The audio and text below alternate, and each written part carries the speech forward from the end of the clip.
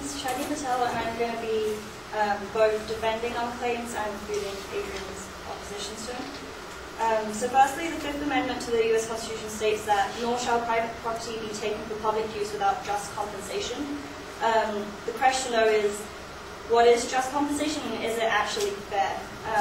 According to lawyers.com's eminent domain FAQs, the money you receive for your property won't be less than its fair market value, which is the amount a willing buyer would pay for the property.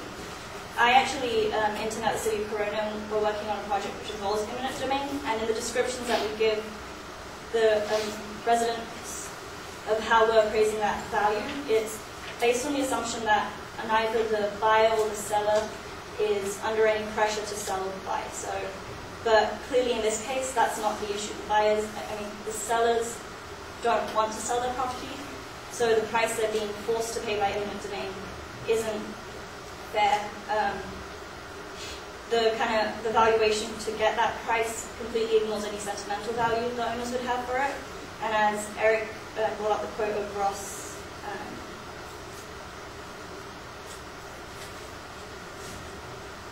Browning, he kind of spoke about how he had dreams of living in that house until he retired, and yeah, you can kind of give him the property value, but it doesn't get rid of that sentimental value he had for it. It doesn't really account for the big change in his life. I mean, who's to guarantee that the money will be given will help him buy a house in the area where he lives? He might have to change jobs.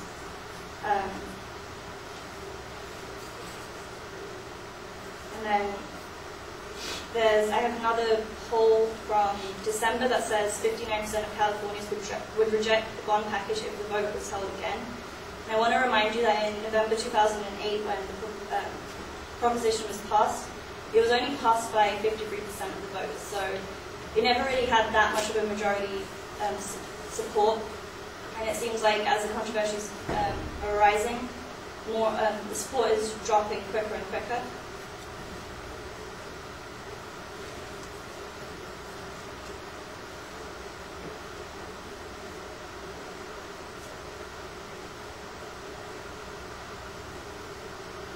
I have a quote from the same Joseph Bryan article from the California Watch that Adrian quoted, which says, using preliminary and alternate rail alignments, the Orange County Register traced the proposed track through three counties and partway through a fourth, and found some 2,000 affected properties with roughly 1,300 different owners. So we're trying to force over 1,000 individuals to give up their property rights to benefit a project that isn't even supported by the majority. That doesn't really seem fair. Eminent domain kind of exists for the worst case situation when the government does need to step in, and it is for the public, but this project isn't supported by all of the public, so is it really justifiable to make that many people sacrifice?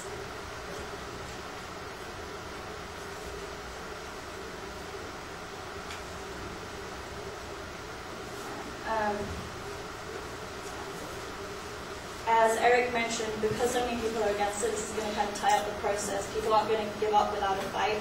I have a quote from Helen Sullivan, whose family farms almonds in Hanford. She says, "My land is not for sale. How can they take away my heritage, my livelihood, something my family has invested blood and sweat in for more than 80 years? It's wrong on so many levels." She's very adamant about not giving up or letting the government take a property without a fight, as are many other farmers and residents in that area. And then the same Joseph Bryan article predicts that all these right-of-way lawsuits could prolong the project by up to a year. And on top of the public not wanting to support it, we have lawyers such as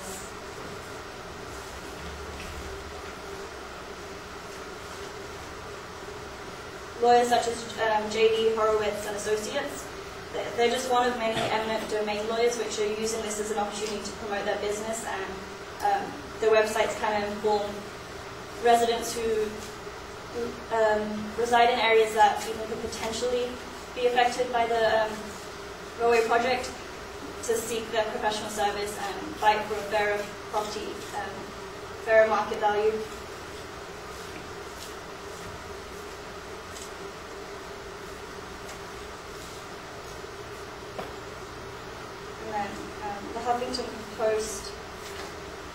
September stated, the biggest obstacle facing the bullet train is probably its uncertain financial future, but lengthy court battles also could affect the project by delaying construction, increasing costs, and altering the course the train takes through the state.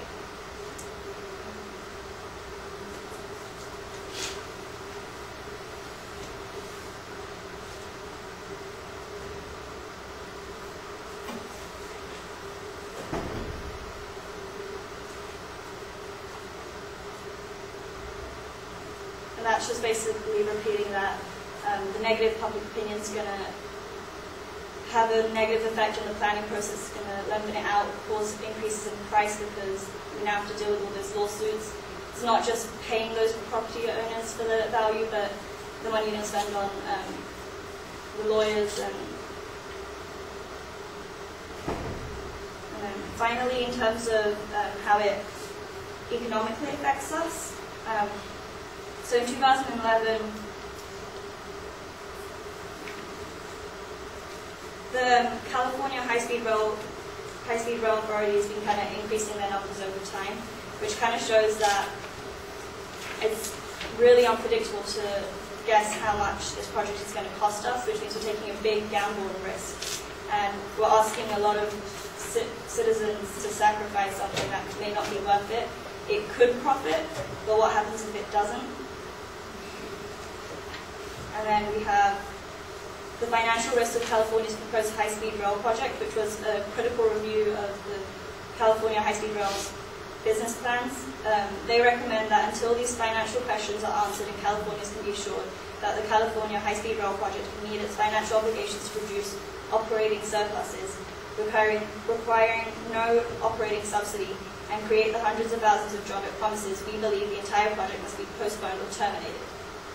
So, because of all the uncertainty, we should cancel it because it's not worth the gamble that we're taking.